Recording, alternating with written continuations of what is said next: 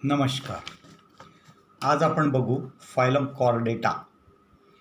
Phylum Chordata हा प्राणीशास्त्रातला शेवटचा phylum असून या फायलममध्ये सगळे कॉर्डेट्स म्हणजे ज्या प्राण्यांमध्ये पाठीचा कणा नोटोकॉर्डच्या स्वरूपात किंवा व्हर्टिबल कॉलमच्या स्वरूपात असतो असे सगळे प्राणी इथे इन्क्लूड केलेले आहेत.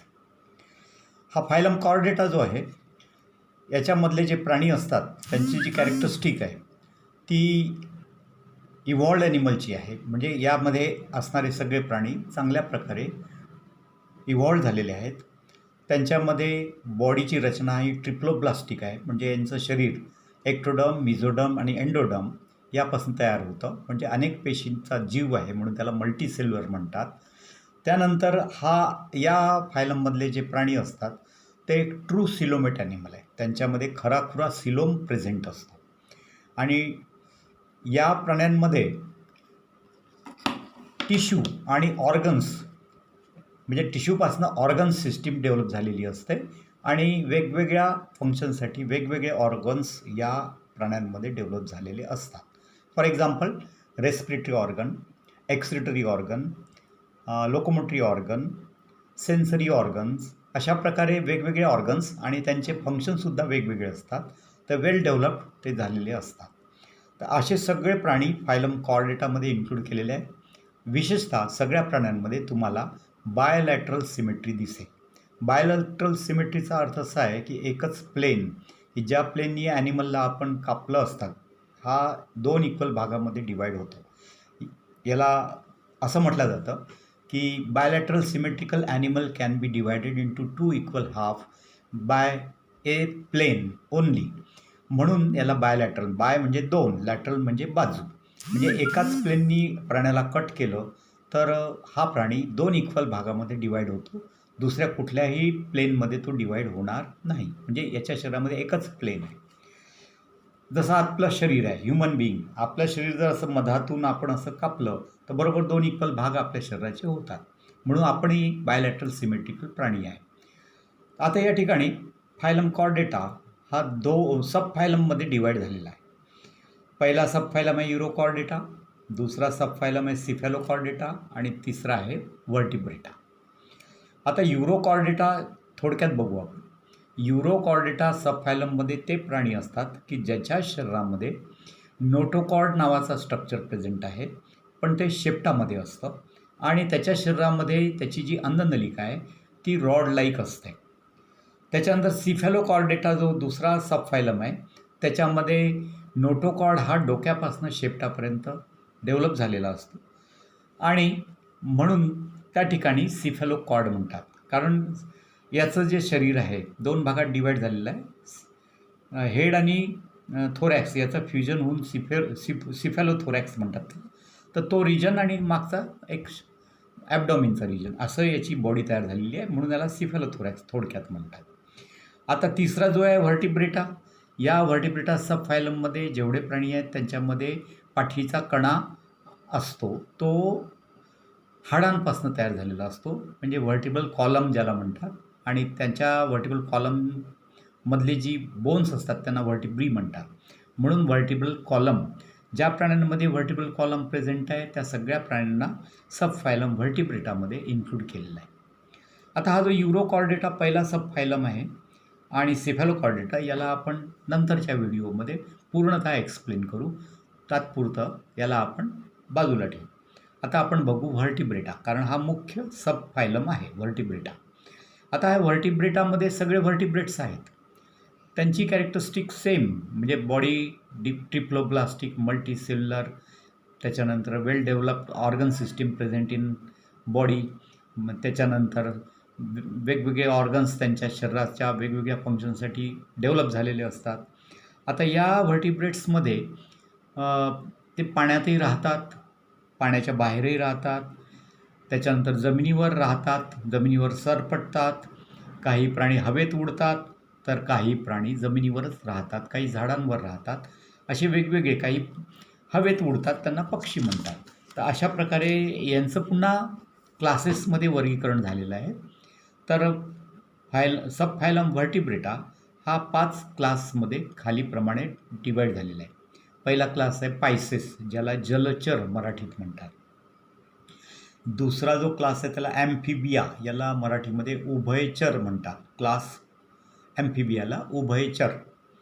तिसरा आहे रेप्टाईल्स. तर रेप्टाईल्समध्ये सगळे सरपटणारे प्राणी इन्क्लूड केलेले आहेत, जे जमिनीवरती सरपटतात. क्रॉलिंग ॲनिमल्स म्हणतात त्याला इंग्लिशमध्ये. All crawling animals are included in class reptiles.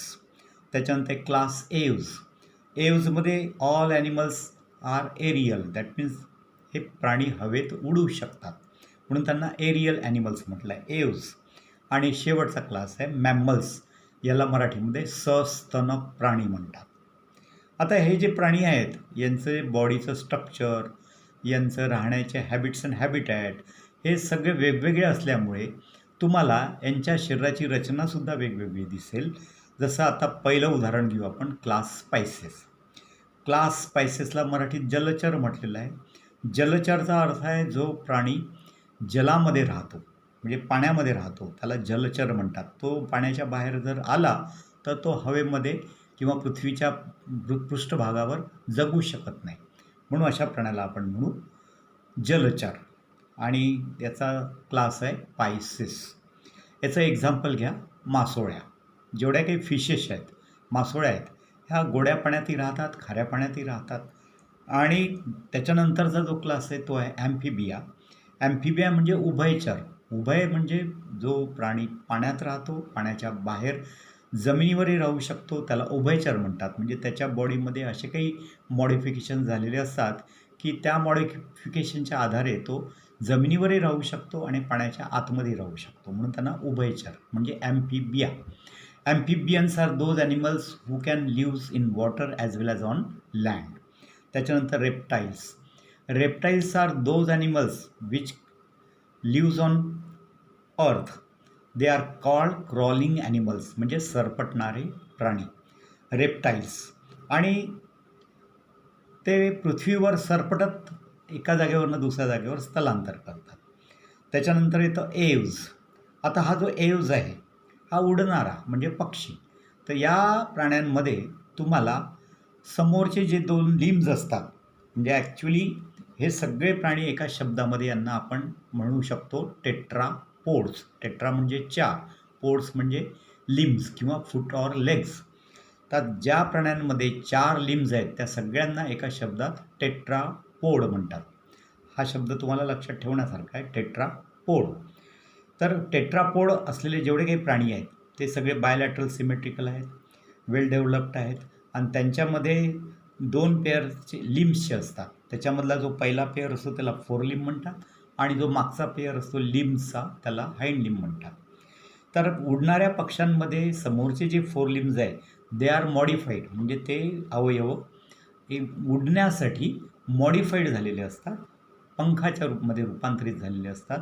त्याच्या मदतीने तो हवेत उडतो, म्हणून त्यांना आपण उडणारे पक्षी म्हणतो किंवा एव्ज म्हणतो. आणि त्याच्यानंतरचा जो क्लास आहे तो आहे मॅमल्स, सस्तन प्राणी. म्हणजे आता ज्या प्राण्यांमध्ये स्तन आहेत, म्हणजे स्पेशली फिमेल्समध्ये, म्हणजे स्तन जे असतात ते फिमेल्सला. कारण हे जे सगळे ॲनिमल्स आहेत म्हणजे पायसेसपासनं मॅमल्सपर्यंत या सगळ्या प्राण्यांमध्ये तुम्हाला सेक्सेस सेपरेट दिसतील. म्हणजे 2 प्रकारचे सेक्स, म्हणजे मेल ॲनिमल वेगळा दिसेल आणि फिमेल ॲनिमल वेगळा दिसेल. आणि या ठिकाणी जे सेक्शुअल रिप्रोडक्शन असतं त्यांचं, म्हणजे सेक्शुअल रिप्रोडक्शन जे आहे मेल आणि फिमेल गॅमेट जो असतो याचं युनियन होऊन झायगोट तयार होतो. झायगोटपासून लार्वा तयार होतो, लार्व्याचं ॲडल्टमध्ये रूपांतर होतं. हायर ॲनिमल्स जे आहेत जसं मॅमल्समध्ये जे आहेत तिथे इंटरनल डेव्हलपमेंट असते, तिथे मेटामॉर्फोसिस हा शब्द वापरत नाही. आणि इकडे जे पायसेस ॲम्फिबिया इथे जे काही प्राणी असतात तिथे एक मेटामॉर्फोसिस नावाची क्रिया असते की ज्याच्यामध्ये झायगोट तयार झाल्यानंतर एक लार्वा तयार होतो आणि तो लार्वा हळूहळू कन्व्हर्ट होत जातो आणि ॲडल्टमध्ये रूपांतरित होतो.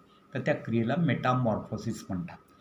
तर अशा प्रकारे हा सब फायलम व्हर्टिब्रेटामधले हे वेगवेगळे क्लासेस आहेत आणि या क्लासेसमध्ये इन्क्लूड झालेले वेगवेगळे प्राणी आहेत.